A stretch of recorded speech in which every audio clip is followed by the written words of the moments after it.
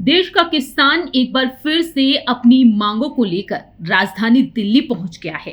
पंजाब और हरियाणा से किसान हजारों की तादाद में एक बार फिर से दिल्ली कूच के लिए शंभू और खनौरी बॉर्डर पर इकट्ठा हो चुके हैं।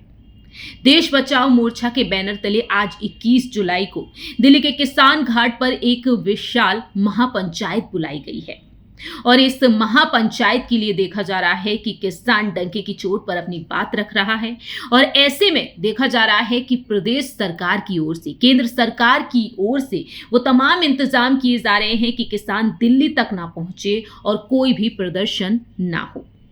इस दौरान देखा जा रहा है कि तमाम तरह से बातें उठ रही हैं, न सिर्फ सोशल मीडिया पर बल्कि सड़कों पर जो किसान नजर आ रहे हैं वह विरोध प्रदर्शन करते हुए देखे जा रहे हैं।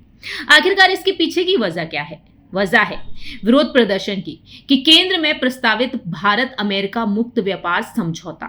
किसानों और मजदूर संगठनों का दावा है कि अगर यह समझौता लागू होता है तो देश के कृषि और डेयरी सेक्टर पर इसका बेहद विनाशकारी असर पड़ेगा।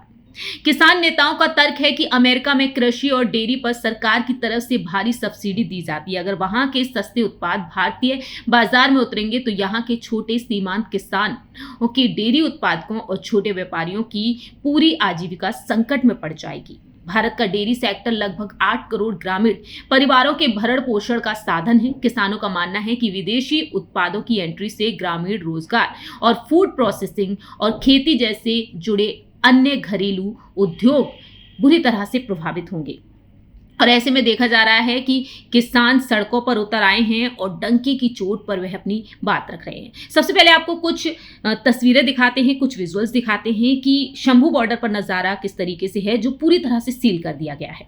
आपने देखा कि शंभू बॉर्डर को पूरी तरह से सील कर दिया गया है और इसका पता चलते ही देखा जा रहा है कि हरियाणा पुलिस ने दोनों बॉर्डर को बैरिकेडिंग से पूरी तरह से सील किया है।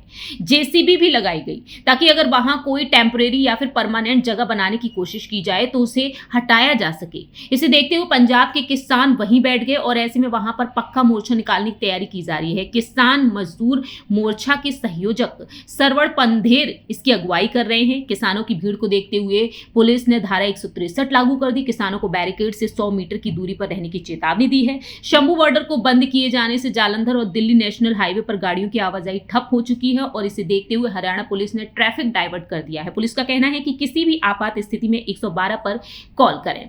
और इस बीच हरियाणा के कृषि मंत्री श्याम सिंह राणा ने कहा कि किसान नेताओं को लेकर मीटिंग की और जिसके बाद किसान नेता सरवण पंधेर ने कहा कि कृषि मंत्री राणा की तरफ से कहा गया है कि गिरफ्तार किए गए किसान नेताओं को जल्द ही रिहा कर दिया जाएगा। कृषि मंत्री शिवराज सिंह चौहान से अगले 8 से 10 दिन में किसानों से बातचीत प्रक्रिया शुरू कराई जाएगी और वह कहते हैं कि किसान नेता गुरनाम सिंह चड़ूनी की रिहाई के बाद आंदोलन की आगे की रणनीति तय की जाएगी और इस दौरान अमेरिका भारत ट्रेड डील पर भी वार्ता होगी।